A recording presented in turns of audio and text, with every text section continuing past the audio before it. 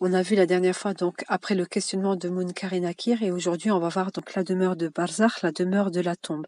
Des personnes vont être bien, ils vont être en train d'attendre donc de passer donc le jour du jugement pour obtenir leur demeure et d'autres qui vont être châtiés. Et on va voir justement les 4 châtiments de la tombe que notre prophète Mohammed alayhi salam a vu lorsqu'il avait fait donc le voyage nocturne. Allah subhanahu wa ta'ala va lui faire voir donc des personnes et Djibril va donc lui dire en fait pourquoi ils avaient eu ce châtiment-là.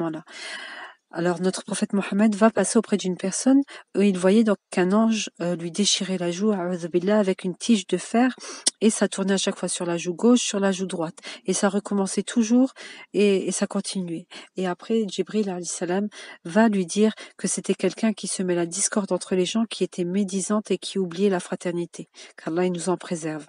Ensuite il va passer, il va voir quelqu'un qui est en train de nager dans un océan de sang et on dit qu'à chaque fois qu'elle essayait de remonter, elle buvait la tasse et elle coulait. Un ange prenait une pierre et lui jetait dessus.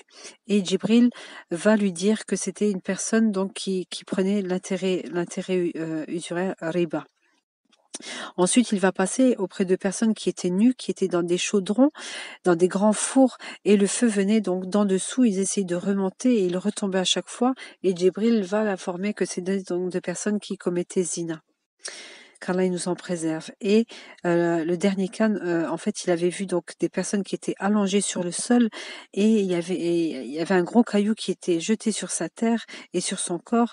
Et Djibril va lui dire c'était celui qui apprenait le Coran al-Karim et qui oubliait par la suite.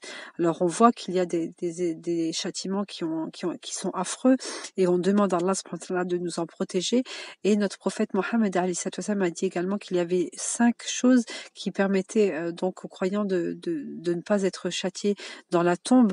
Il disait donc de mourir martyr au combat, de monter la garde donc dans la voie d'Allah subhanahu wa ta'ala, de mourir à cause d'une maladie du ventre, de mourir un vendredi. Donc toutes ces choses étaient donc des choses qui donnaient donc voilà, qui nous donnaient des signes que c'était une bonne fin et qui serait Inch'Allah protégé dans la tombe. Et la dernière que nous pouvons faire Inch'Allah, c'est de lire la sourate Mulk tous les soirs. Notre prophète Mohammed alayhi salam a dit que celui qui lit cette sourate-là, Inch'Allah, sera préservé donc des châtiments de la tombe, quelque chose que nous avons la possibilité de pouvoir faire, car là, il nous aide, Inch'Allah, à faire cette sunna, Inch'Allah, que notre prophète avait recommandé.